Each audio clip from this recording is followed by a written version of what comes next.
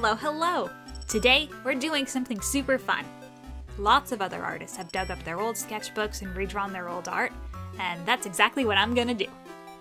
Like an archaeologist, I sifted through my old work to find the oldest character I'd ever designed. Well, to be fair, the notebook the drawing was kept in is under my desk for safekeeping, so I didn't really have to look too far. No matter, let's see what Past Me created.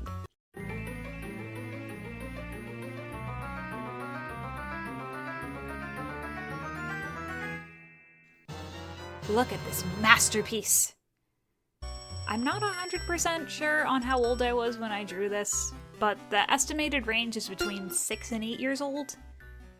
This is the first page of Lightning Girl, a grand epic following the titular Lightning Girl's adventures through space, fighting giant trees and, for some reason, giant snakes. Reading through this is so adorable because I remember spending summer days with my sister, coming up with the story and the characters together. I'll go into some more detail later, but for now let's get to sketching. Let's start with redesigning Lightning Girl. After we have a design that would make Past Me scream with joy, we'll do a turnaround and then redraw a scene from the ancient purple horse tome. I started the redesign by trying to recreate what Past Me had drawn, which was pretty difficult since I didn't have a ton to work with, but I felt this step was important to reconnect myself with the character and decide which element should be prioritized. One thing that stood out in my memory was her being super pink, but my sister informed me later on that she only had pink hair, so oops. From there, I did some sketches getting a little bit further from the original design, but getting more detailed. I wasn't very satisfied with any of these, so I moved on to doing another set of sketches. For round 2, I tried to keep in mind the different things I would have been into at this point in my life. Around that time, I would have been watching Teen Titans and Tokyo Mew Mew, so I brought some influence from them into the design. Another thing I did was to be crazier with the hair. Like, if her hair is supposed to look like lightning bolts, it should be wilder than I was drawing it initially. So I started really exaggerating the length and scale of her hair, and I'm so glad I did because it brought so much energy to her design. I also love the way the wild, spiky hair contrasts her sleek and more form-fitting outfit. To add some more detail and help break up the shapes of the hair, I added some streaks of darker pink. With this round of sketches, I was definitely getting a better idea of what I was looking for, so each design only had slight changes while still exploring different options. In the end, I still wasn't 100% on any of these, so I did some thinking off camera and landed here. I brought in some different elements from each of the later designs, but brought more interest into them by adding the dark pink on the sides of the dress and making the belt asymmetrical. At this point, I was beyond excited.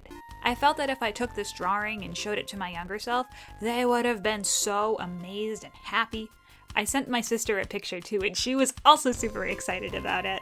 She said she had Pokemon trainer vibes, and I can totally see that too. Okay, with our design settled on, it's time to move on to the turnaround. For the turnaround, I just went with a very basic 3/4 front and back view with an additional side view. This was going to be used as a reference for me when I moved on to the final illustration I was planning to do, so I didn't need to do an 8-point turnaround or anything too crazy. Since this part is pretty self-explanatory, I'd like to delve a little deeper into the story of Lightning Girl. Or at least what I remember of it. Set in a vast galaxy filled with superpowered beings, Lightning Girl focused on a group of girls from different worlds fighting the forces of evil. Why they were fighting? I'm not too sure. I imagine it was very simplistic good versus evil stuff. Some of Lightning Girl's friends were a princess with some kind of planetary-based powers, a rough-and-tumble explorer with plant powers, a goofy girl who controlled rocks, who child me spelled her name Jewel at one point, and one girl who was basically just Elsa before she existed. Together the team battled against giant trees and other evil creatures. I found some sketches of what looks like an evil rival character and the villain, but I'm not super sure what their motivation was beyond we evil and we want to control all the planets. Getting to revisit what I'm pretty sure is the oldest story I ever worked on has been such a positive experience. I know I'm not alone in saying that looking back on old art can be cringy and stuff, but taking the approach of appreciating how far you've come really helps get past that. I really love the Drawfee episodes where they redraw their childhood art because of how kind they are to their past selves, and also how they frame it as drawing fan art for past you. I just think that's such a positive and uplifting take, and I highly recommend doing the same. Doing this project, I felt myself reconnect with all those warm, energetic whimsies of a child, and in a way re-experiencing the joy of creating this character for the first time. It reminded me of why I started drawing in the first place, and has just been really special. Something that I've learned over the years that is really important, especially as an artist, is to be thankful to past you. After all, you wouldn't be where you are today without them. And even if you're not happy with where you are right now or struggling, just remember that it'll get better when you take those steps forward, and the you from the future will thank you for your bravery. So next time you find some old drawings from when you were 12 or even a few months ago, be sure to thank yourself for creating them. To conclude this project, I wanted to illustrate a scene from the Little Book. The scene I picked is Lightning Girl on the Dork Bridge, battling one of her many enemies, the evil tree named Torture. I wanted this illustration to be dramatic and dynamic, to really capture the intensity of the battle between our lightning-powered heroine and an evil giant tree. So I did some thumbnails to really nail down what I wanted to do. After a few variations, I did some super rough colors and chose the thumbnail I'd use for the final. I unfortunately had to take out the Dork Bridge, since between her flying and the tree being a large tree, it was just really holding the illustration back. I could have made it work if I was willing to do a back view of either of the characters, but I really wanted them both to be front-facing, so no bridge it was. From there, I started the actual illustration. I'm gonna be real with you, during this part I was working through some art block. I honestly debated whether or not I should even include this part, but I ultimately decided to keep it because I think it's important to be open about struggling. Art isn't always the easiest hobby, especially when you're putting a ton of pressure on yourself to make the best illustration ever. In the end, I'm very happy with what I ended up with. Since the whole point of this project was to make some fan art for younger me, I feel like this would have made past me super hyped. All the moody colors and the drama were my cup of tea back then, and still are now to an extent. And yeah, there's some stuff I'd change if I did this over, but you live and learn. So if you're stuck in some art block right now, or just having a tough time, remember you're not alone, and the best way to get past it is to give yourself some room to breathe. Anywho, one thing that threw me a bit was the colors and lighting for this piece.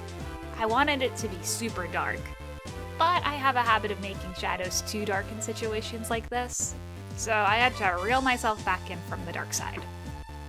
One thing I kept in mind with the colors was complementary colors and how I wanted to use them to my advantage. With Lightning Girl being a wall of pink, I knew having the forest being green would help her stand out.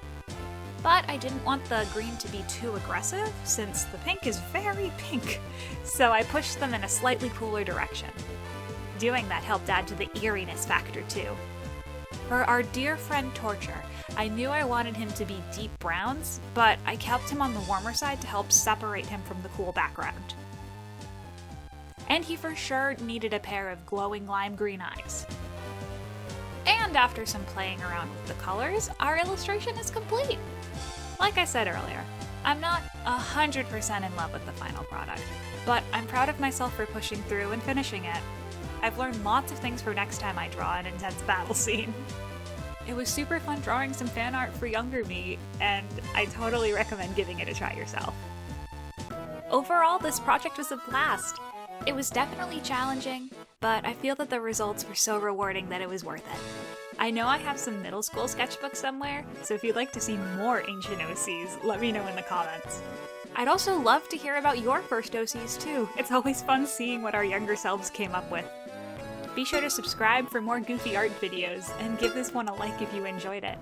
Also, make sure you check out my socials, the links are down below. Have a great day and see you next time. Bye bye!